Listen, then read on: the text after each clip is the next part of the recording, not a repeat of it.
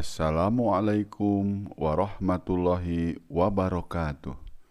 Alhamdulillah, assalatu wassalamu ala rasulillah, Sayyidina Muhammad wa ala alihi wa ashabihi wa mawala. Amma ba'du, faya ayuhal hadirun, ittaqullaha la'allakum tuflihun. Teman-teman mahasiswa dan para santri, pada kesempatan ini, marilah kita membahas tentang mahar dalam perkawinan. Pertama, pengertian dan hukum mahar. Mahar secara etimologi artinya mas kawin. Secara terminologi, mahar ialah pemberian wajib dari calon suami kepada calon istri sebagai ketulusan hati dari calon suami untuk menimbulkan rasa cinta kasih bagi seorang istri kepadanya.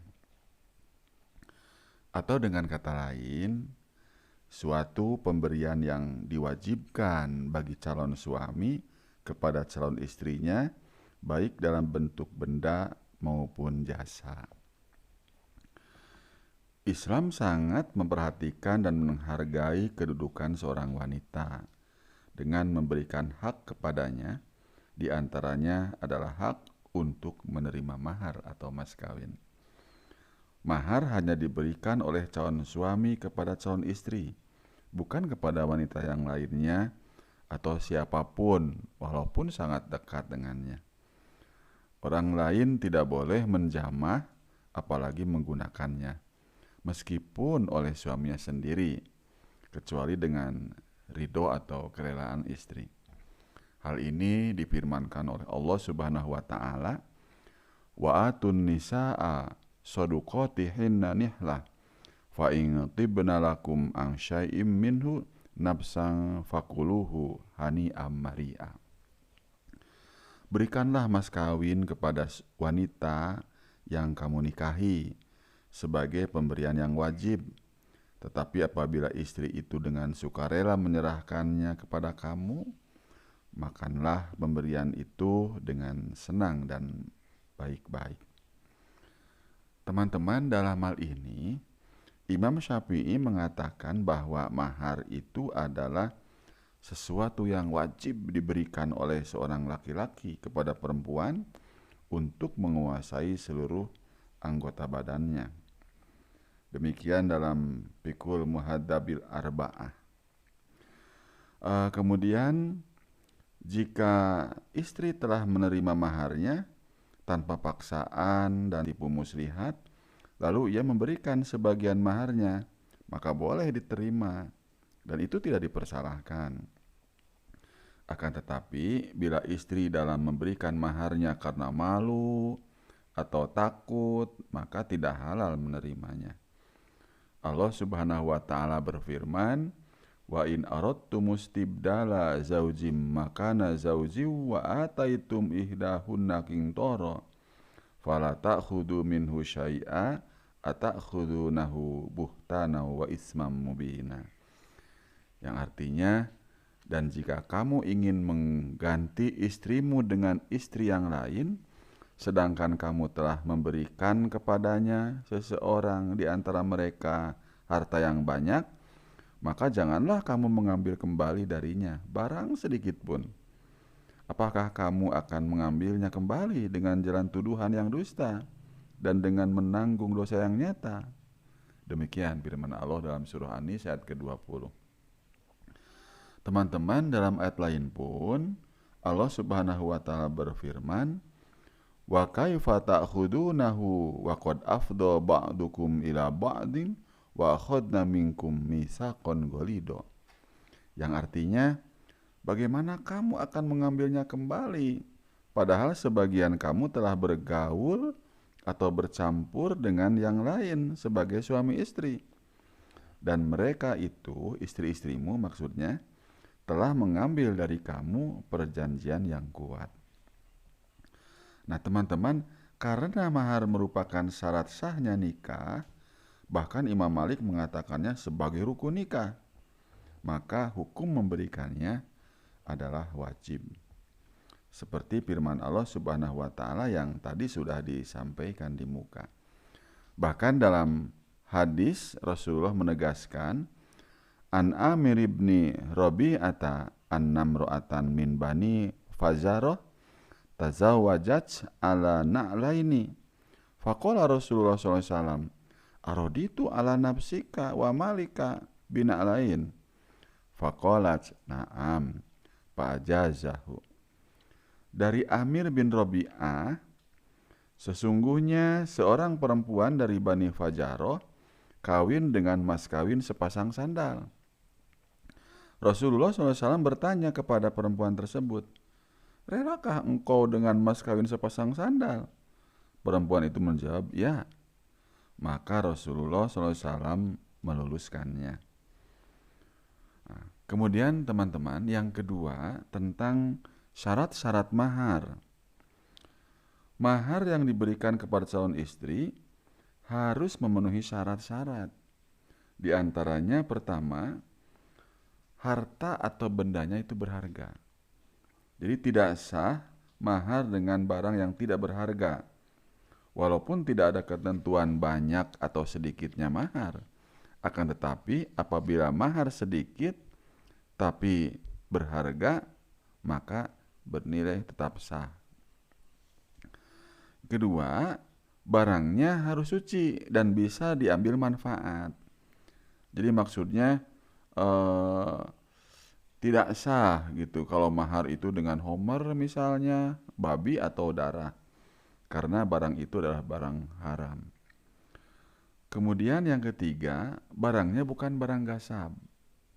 Ini maksudnya, yang dimaksud gasab di sini ialah mengambil barang milik orang lain tanpa seizinnya, namun tidak bermaksud untuk memilikinya, karena berniat untuk mengembalikannya kelak. Yang memberikan mahar dengan barang hasil gasab tadi itu tidak sah, tetapi akadnya adalah sah. Yang keempat, bukan barang yang tidak jelas keadaannya.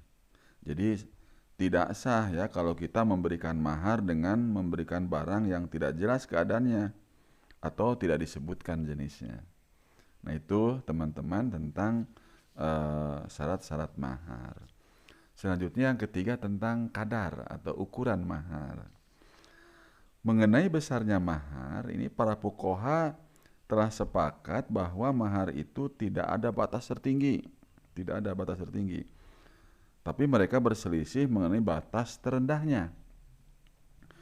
Imam Syafi'i, Ahmad, Ishaq, dan Abu Saur dan fuqaha Madinah dari kalangan tabi'in berpendapat bahwa bagi mahar tidak ada batas terendahnya. Segala sesuatu yang dapat menjadi harga bagi sesuatu yang lain dapat dijadikan mahar. Pendapat ini juga dikemukakan oleh Ibnu Wahab dari kalangan pengikut Imam Malik. Tapi sebagian fuqaha yang lainnya berpendapat bahwa mahar itu ada batas terendahnya. Imam Malik dan para pengikutnya mengatakan bahwa mahar itu paling sedikit 1/4 dinar emas murni atau perak seberat 3 dirham, atau bisa dengan barang yang sebanding dengan berat emas dan perak tersebut. Lain halnya teman-teman dengan Imam Abu Hanifah. Dia berpendapat bahwa paling sedikit mahar itu adalah 10 dirham. Bahkan dalam riwayat lain mengatakan 5 dirham. Bahkan ada juga yang mengatakan lagi 4 dirham. Nah, timbul pertanyaan di kita, mengapa mereka berbeda pendapat gitu? Maka perbedaan pendapat ini menurut Ibnu Rusdi ada 2 hal. Yang pertama, karena ketidakjelasan akad nikah itu sendiri antara kedudukannya sebagai salah satu jenis pertukaran. Karena yang dijadikan adalah kerelaan menerima ganti, baik sedikit maupun banyak. Seperti halnya dalam jual beli dan kedudukannya sebagai ibadah yang sudah ada ketentuannya. Demikian itu karena memang ditinjau dari segi bahwa dengan mahar itu laki-laki dapat memiliki jasa wanita, bahkan untuk selamanya. Maka perkawinan itu mirip dengan pertukaran. Tetapi ditinjau dari segi adanya larangan mengadakan persetujuan untuk meniadakan mahar, maka mahar itu mirip dengan ibadah menurut Ibnu Rusdi. Kemudian perbedaan pendapat ini yang kedua, karena adanya pertentangan antara qiyas yang menghendaki adanya pembatasan mahar dengan mafhum hadis yang tidak menghendaki adanya pembatasan. Qiyas yang menghendaki adanya pembatasan adalah seperti pernikahan itu ibadah, sedangkan ibadah itu sudah ada ketentuannya. Mereka berpendapat bahwa sabda Nabi SAW, carilah untuk mahar itu walaupun hanya cincin besi. Nah, ini merupakan dalil bahwa mahar itu tidak mempunyai batasan terendahnya. Karena jika memang ada batas terendahnya, tentu Nabi menjelaskannya. Nah, demikian menurut Ibnu Rusdi. Kemudian yang keempat tentang memberi mahar dengan kontan atau dengan hutang. Ini lebih menarik ini teman-teman. Pelaksanaan membayar mahar bisa dilakukan sesuai dengan kemampuan atau disesuaikan dengan keadaan dan adat masyarakat atau kebiasaan yang berlaku di kalangan kita lah. Mahar boleh dilaksanakan dan diberikan dengan kontan atau hutang. Apakah mau dibayar kontan sebagian dan hutang sebagiannya yang lain juga boleh. Kalau memang demikian, maka disunahkan membayar kontan sebagian gitu. Berdasarkan sabda Nabi SAW, An Ibni Abbas anna Nabiya SAW mana a'aliyan ayyadkhula bi Fatimata hatta yu'tiyaha syai'a. Faqala ma indi syai'un. Faqala fa aina daruka ana Fatimah? Fa'atahu iyah. Dari Ibnu Abbas bahwa Nabi SAW melarang Ali mengumpuli Fatimah sampai ia memberikan sesuatu kepadanya. Lalu jawabnya, saya tidak punya apa-apa. Maka sabdanya, di manakah baju besi Hutaimiyahmu? Lalu diberikanlah barang itu kepada Fatimah. Nah, dengan hadis ini menunjukkan bahwa larangan itu dimaksudkan sebagai tindakan yang lebih baik dan secara hukum dipandang sunnah memberikan mahar sebagian lebih dulu. Dalam hal penundaan pembayaran mahar atau dihutang, terdapat dua perbedaan pendapat di kalangan ahli fikih. Jadi ada segolongan ahli fikih berpendapat bahwa mahar itu tidak boleh diberikan dengan cara dihutang keseluruhan. Nah, teman-teman, kemudian segolongan yang lainnya mengatakan bahwa mahar itu boleh ditunda pembayarannya, tetapi menganjurkan agar membayar sebagian mahar di muka manakala akan menggauli istri, begitu. Nah, di antara fuqaha yang membolehkan penundaan mahar atau diangsur, ada yang membolehkan hanya untuk tenggang waktu terbatas yang telah ditetapkannya. Ya, ini demikian pendapat daripada Imam Malik. Ada juga yang membolehkannya karena atau perceraian. Ini adalah pendapat Al-Auza'i. Perbedaan pendapat tersebut karena apakah pernikahan itu dapat disamakan dengan jual beli dalam hal penundaan atau tidak dapat disamakan dengannya.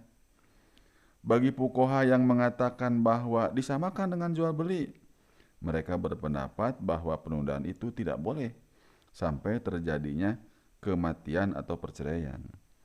Sedangkan yang mengatakan tidak dapat disamakan dengan jual beli, mereka berpendapat bahwa penundaan membayar mahar itu tidak boleh dengan alasan bahwa pernikahan itu merupakan ibadah.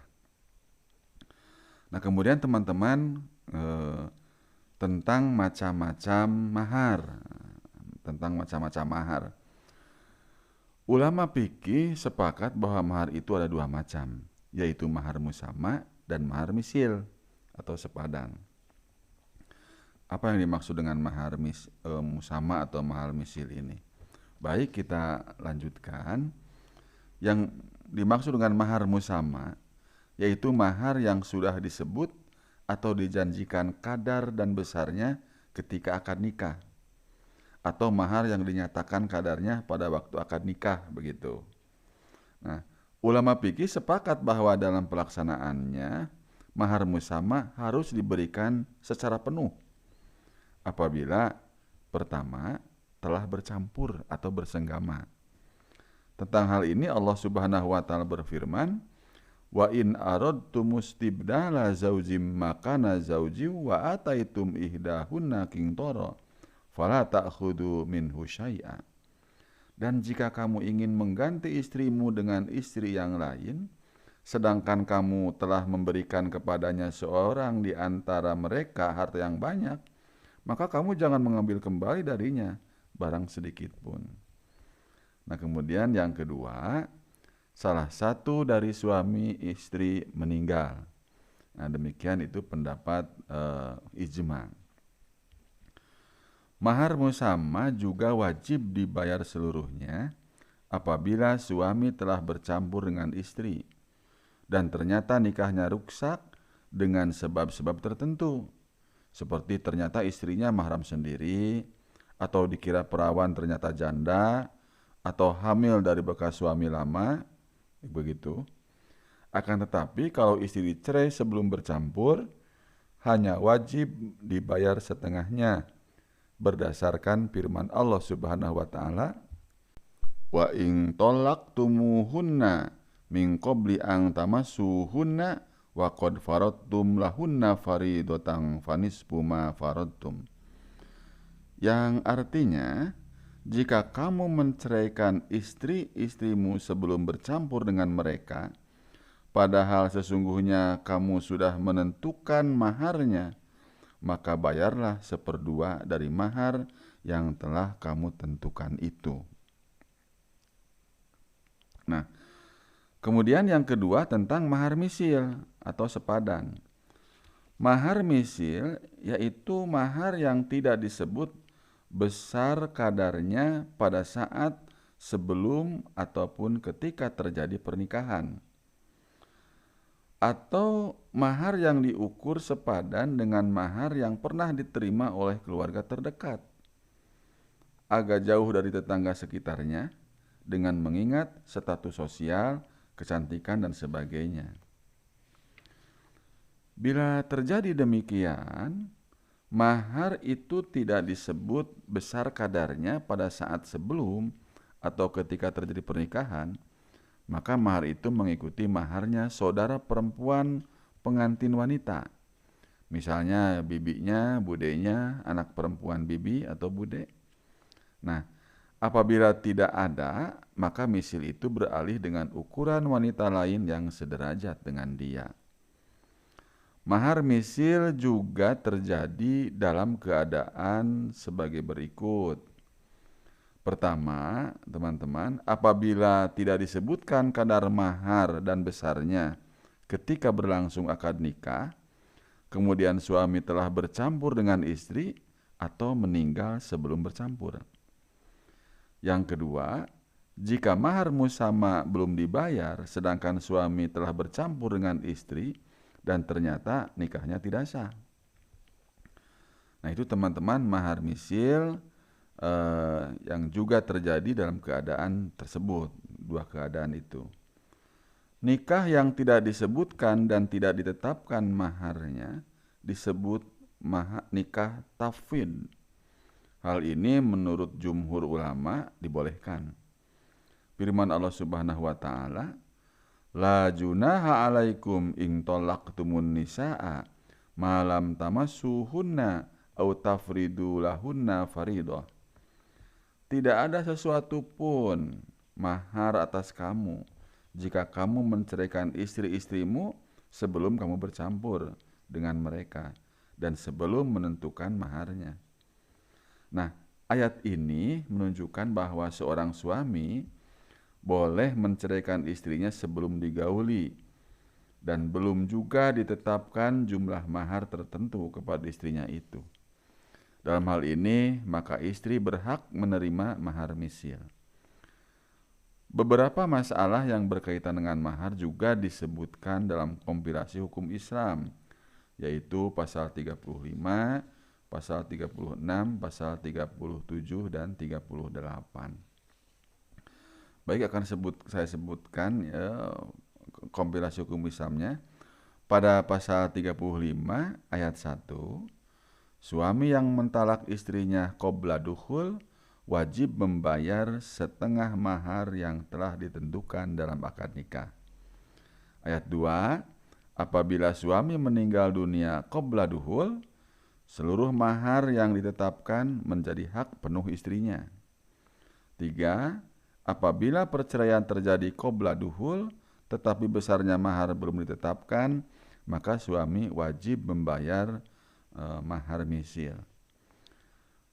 Pasal 36, apabila mahar hilang sebelum diserahkan, mahar itu dapat diganti dengan barang lain yang sama bentuk dan jenisnya, atau dengan barang lain yang sama nilainya, atau dengan uang yang senilai dengan harga barang mahar yang hilang itu. Pada pasal 37, apabila terjadi selisih pendapat mengenai jenis dan nilai mahar yang ditetapkan, penyelesaiannya diajukan ke pengadilan agama. Pasal 38 ayat 1, apabila mahar yang diserahkan mengandung cacat atau kurang, tetapi calon mempelai wanita tetap bersedia menerimanya tanpa syarat, penyerahan mahar dianggap lunas. Ayat 2, apabila istri menolak untuk menerima mahar karena cacat, suami harus menggantinya dengan mahar lain yang tidak cacat. Selama penggantinya belum diserahkan, mahar dianggap masih belum dibayar. Nah, itu teman-teman bahasan kita pada saat ini tentang mahar dalam perkawinan. Semoga kita semua mendapat ridho Allah Subhanahu wa taala. Wassalamualaikum warahmatullahi wabarakatuh.